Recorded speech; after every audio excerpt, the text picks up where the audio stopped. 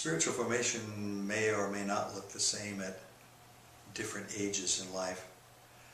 Our pastor is an extremely well-read man, has a doctor of ministry, and I think it's probably in spiritual formation. He's fairly new, and I haven't got all the details on him yet. But he has said that there is research showing that when people are new in the Christian life, they're heavily dependent on the church for teaching, for instruction, for encouragement, affirmation, for lifestyle, for social life. As they get older, they can, at least, and often do, tend to become less dependent on the church for that kind of nourishment, because they've learned how to go inward, they've learned how to grow for themselves. They don't have to be cut and tempered and cultivated quite like a brand new plant might be. Once the oak tree gets going, it can probably not exactly go on its own, but it will take its nourishment in basic ways. Spiritual formation may not look exactly the same when we're in our 20s as when we're in our later years. And I'm getting so close to 80 years that it's a little hard to say anymore. And I'm not one to be able to say what it might look like at different stages, because particularly in the seminary, it's a very different matter. And what I mean by that is, when I was in seminary 50-some years ago, we were all men, we were all studying for the pastoral ministry or missionary work. We were all young married or young singles. We were all either with child or about to be. But nowadays, when people come to seminary, they're not all male, and they're not all studying for pastoral ministry, and on it goes. And many people are in seminary to find out what God's call on their life might be, rather than having a sense of what it might be. And so spiritual formation, even in a seminary, is going to look very different for people who are 22 and people who are 52, and we have graduated students in their 80s. Obviously, in the field of psychology, there's been a lot that's been learned about stages of life and passages and how we make the transitions from one to the other. And then some people have gone to work and have linked that up with spiritual formation and how it can grow and how it can move along. I think maybe the thing that I would say most is the value of a spiritual companion in the course of the journey.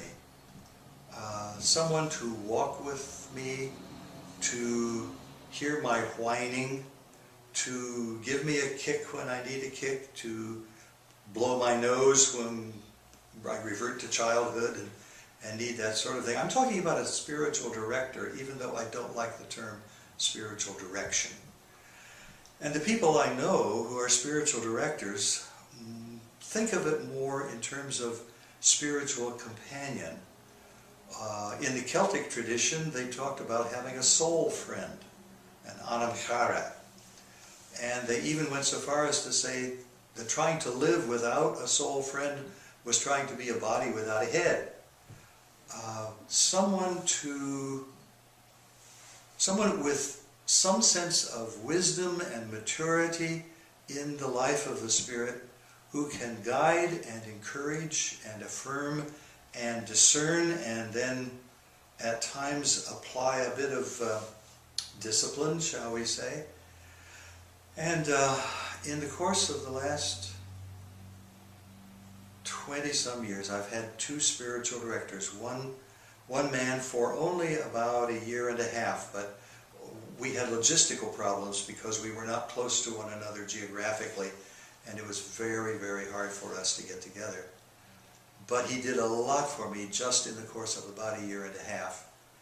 And then for about the last 16 to 18 years, I have had the wonderful privilege of walking with a man who comes from another part of the church. He's younger than I am, But because of his gifts and because of his training and because of his experience, he is able to bring into my life a sense of wisdom and knowledge and guidance that is beyond me from my little side of the church.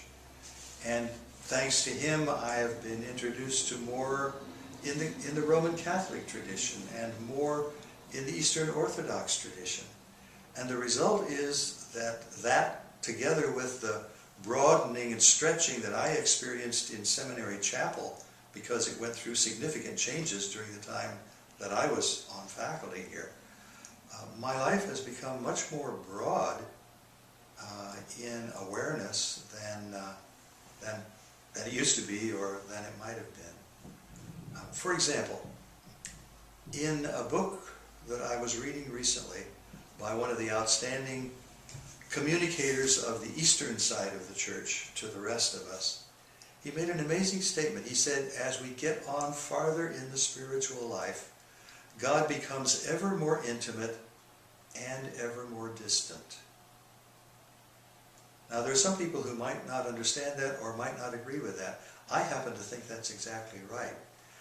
In my life, as God has become more intimate, I've had a greater sense at the same time of the infinite mystery of God that I can't begin to fathom, I can't begin to touch. And the physical universe gets bigger, and the spiritual universe gets bigger.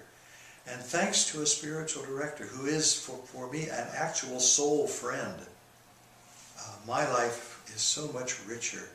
And the result is that when the dry periods come, a person without a spiritual guide, without a spiritual companion, is, I think, going to have a hard time getting through the desert.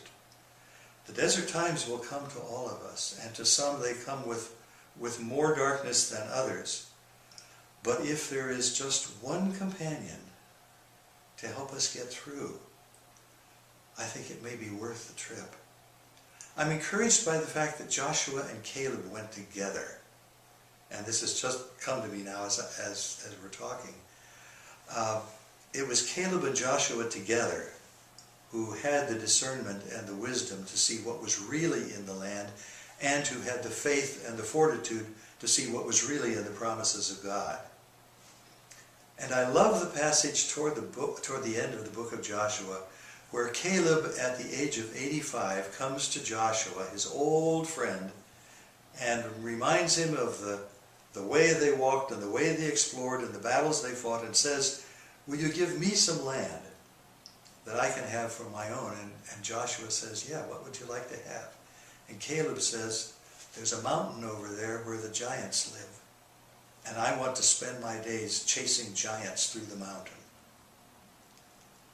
I think that is a marvelous picture of an 85-year-old man who is going to go on until his last breath, because there are giants to conquer, there are battles to fight, and there's life to be lived. But without his old friend Joshua, he wouldn't have been able to do it. And I would covet for everybody at Ashland Seminary to have not just a spiritual director, but a true soul friend who knows them inside and out, and that's not your spouse.